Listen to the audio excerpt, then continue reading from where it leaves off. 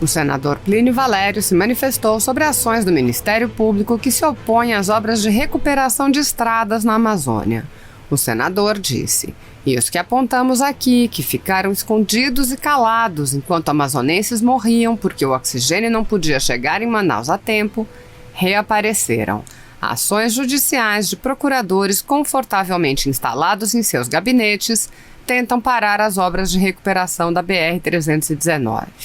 O senador acrescentou: "A pedido do Ministério Público Federal, o TRF1 suspendeu ontem as obras de recuperação do lote C da BR-319. Se tiver um outro colapso e a rodovia não puder ser usada, quem se responsabilizará? Onde estava essa gente quando precisamos? Entre a floresta e o homem, decretam a morte do homem amazônida. Por que essa gente não aparece na hora que precisamos? Quantas pessoas precisam morrer mais por causa do isolamento de Manaus por terra? Essa ação para impedir a recuperação da BR-319, que não vai mais derrubar árvores, é criminosa." A manifestação do senador, mencionando celulares, vem pouco depois da divulgação de mensagens de procuradores que se queixaram dos telefones celulares que recebem pagos pelos contribuintes.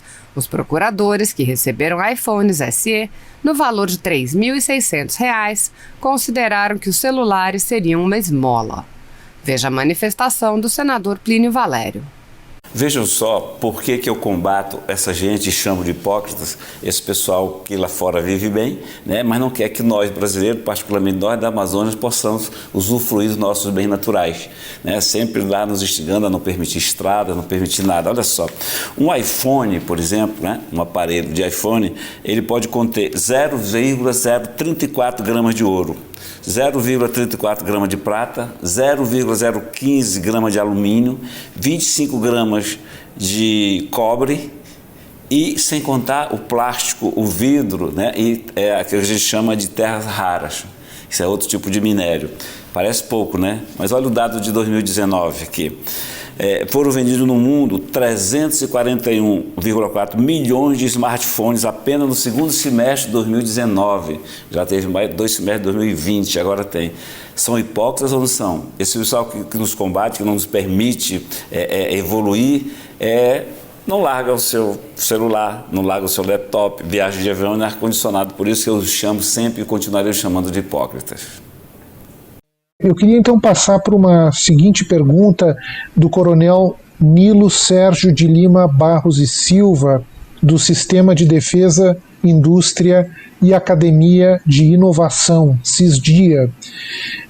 Ele menciona que um dos maiores desafios da diplomacia brasileira e também do agronegócio nacional é, sem dúvida alguma, as ameaças externas aos produtos brasileiros.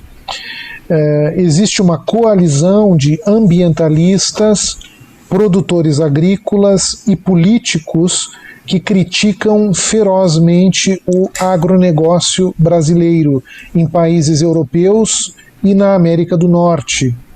Apesar de minoritários, esses segmentos têm muito poder político. Então ele pergunta, diante dessa ameaça à própria soberania nacional, qual é a estratégia brasileira de convencimento desses segmentos? Não estará o governo brasileiro subestimando esse lobby anti-agro brasileiro e de desconstrução da preservação da Amazônia pelos brasileiros? Obrigado, Roberto. Essa aí é uma das questões, enfim, mais caras que a gente tem, que diz respeito a muito do que nós comentamos no tocante à questão da promoção da imagem, né, do agro brasileiro. E é uma questão que a gente tem que enfrentar. Existe conduzido por poucos ou por muitos, existe um debate público internacional, né, que é pautado pelas diferentes mídias, em que o agro brasileiro tem sofrido ataques à sua imagem de uma maneira muito forte. Enfim, a gente tem acompanhado isso, inclusive por meio do noticiários, incluindo manifestações de governo. E a gente não subestima esse tema. Esse é um tema que é muito relevante para o Brasil. E a nossa contribuição tem sido dada nos últimos tempos, nos últimos 2 anos, desde que, enfim, o ministro Ernesto Araújo teve por bem criar uma área específica para o agronegócio. A nossa contribuição tem sido a de restabelecer os fatos. Nós não podemos exigir que as pessoas mudem de opinião, mas nós podemos oferecer para elas fatos de maneira que elas possam reconsiderar suas opiniões e ao menos emitir opiniões que sejam mais fundamentadas de maneira mais científica, mais correta. E esse é um trabalho que a gente tem feito em diferentes maneiras, em cada um dos momentos em que o agro é atacado. Um dos pontos que a gente mencionou, que eu mencionei anteriormente, né, nessa exposição, foi a questão dos defensivos, em que a gente esteve sob ataque em um determinado momento, com acusações de uso excessivo de defensivos, e nós mostramos que, enfim, existem 40 países que usam tanto ou mais do que nós, mundo afora. E aí o coronel menciona a questão da Amazônia. Eu acho que essa é uma questão em que a gente precisa saber diferenciar as coisas para poder entender melhor. Não me parece que haja dúvida que há questões ambientais pertinentes, relevantes da questão da Amazônia. Por isso que nós temos o Ministério do Meio Ambiente, nós temos legislação ambiental, programas ambientais, existe um esforço de concertação de governo, que inclusive é coordenado pelo vice-presidente da República, né, o general Antônio Mourão, do Conselho da Amazônia. Nas dois últimos meses mais graves de seca, houve uma mobilização que incluiu as Forças Armadas para ajudar a apagar queimadas na Amazônia, ou seja, há questões ambientais que o governo está enfrentando. A pergunta é, por que nós vamos vincular essas questões às exportações do agro brasileiro? Por que seria legítimo fazer esse vínculo? E aí nós temos que começar a pensar um pouco do porquê dessa vinculação que é feita no debate público internacional.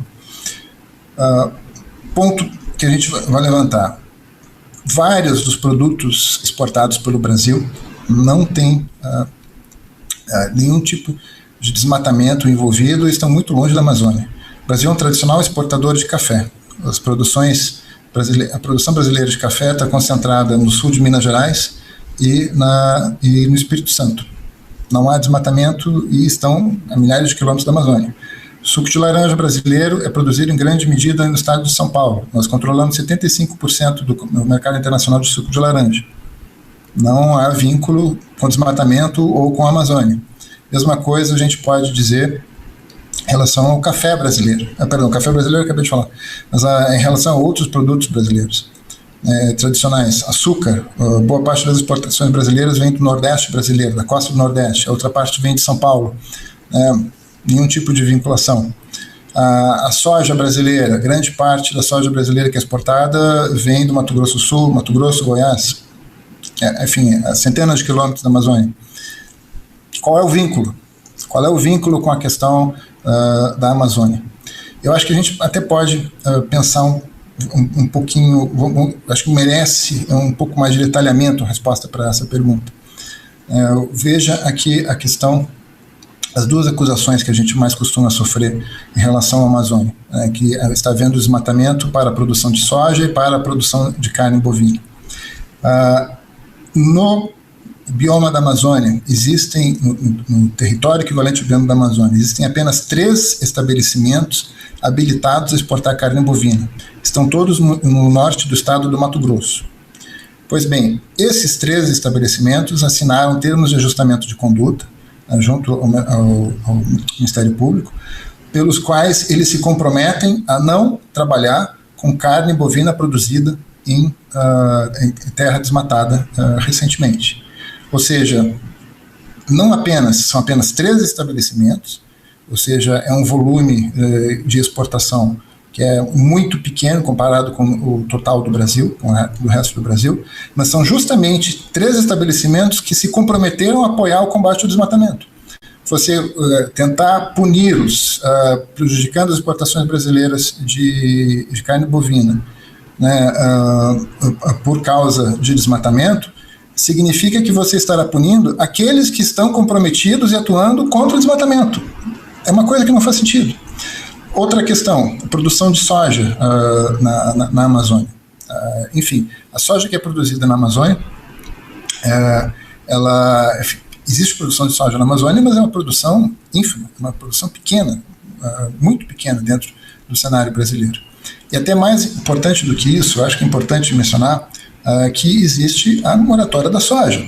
É um acerto entre privados, sobretudo entre os exportadores brasileiros, pelos quais eles decidiram, entre eles, fundamentalmente, que não comprariam soja ou seja, não transacionariam com soja produzida na Amazônia brasileira a partir de uma determinada data, com vistas à sua exportação, enfim, para quaisquer destinos. Isso significa o seguinte, que a soja brasileira que está chegando na Europa, onde ela é tanto criticada, não é soja vinda da Amazônia. O que significa que se a Europa reduzir o seu grau de consumo de soja brasileira, ou aumentar o seu grau de consumo de soja brasileira, isso não terá repercussão direta na produção da Amazônia. Então, por que fazer essa vinculação entre as exportações do agro brasileiro, né, e a questão ambiental, sobretudo a questão da Amazônia? Essa é uma questão que eu acho que daí tem que ser vista mais em detalhe para ser entendida. E uma coisa que eu acho bastante curiosa, que eu acho que vale a pena ser mencionada, é que quando foi lançado, enfim, quando o governo francês levantou a importância de encontrar meios para parar de importar a soja brasileira, com vistas, na opinião deles, a auxiliar a prevenir o desmatamento da Amazônia, a proposta que eles apresentaram para o seu público interno foi de produzir mais oleaginosas dentro da própria França. Nós não somos contrários a que a França tenha políticas agrícolas de promoção da sua produção de oleaginosa, seja soja ou seja couve, enfim, desejamos boa sorte para a França. Mas para que eles façam isso, eles não precisam fazer um nexo inexistente com questões ambientais no Brasil. Tudo isso para mostrar que, enfim, frequentemente, o que existe por trás de um tema considerado no debate público como legítimo, existe uma preocupação de caráter protecionista. Não significa que nós vamos nos excusar de participar do debate para mostrar o que nós estamos fazendo na área ambiental, mas significa que nós temos que apontar o que existe de interesse comercial por trás dessas questões, o que existe de um interesse comercial que possa ir contra as regras da OMC e que, portanto, tenha que ser tratado dessa maneira, com vistas a defender o próprio, não apenas o interesse brasileiro, mas o próprio sistema internacional de comércio agrícola, que precisa de regras, precisa de estabilidade, né, para que a gente possa prover um futuro. O Brasil e outros países têm uma produção estável, com garantias, que supra as necessidades da população nas próximas décadas. Excelente, muito obrigado. Nós estávamos inclusive comentando, o doutor Fabiano e eu no início, antes um pouco da live, esse enorme potencial que o Brasil tem de expandir a sua produção sem a menor necessidade de afetar o bioma amazônico. Nós temos cerca de 400 milhões de hectares de terras cultiváveis fora, completamente longe da Amazônia, e só utilizamos 64 milhões. Enfim, não tem o menor sentido esse tipo de crítica. Há um grau, claro, de hipocrisia, de má-fé nesse tipo de críticas, mais do que até desinformação, né, para justamente prejudicar a competitividade imensa do nosso agro, né? O Dr. Fabiano até recordava que nós temos 66% do nosso território ainda completamente preservado, com vegetação nativa, o que é algo que nenhum desses países críticos que tem nem de perto, né? Então é um tema difícil esse, porque parece que eles não é uma questão de fornecer a informação, porque eles possivelmente até saibam de todos esses dados, é uma questão realmente de má-fé, de hipocrisia, né?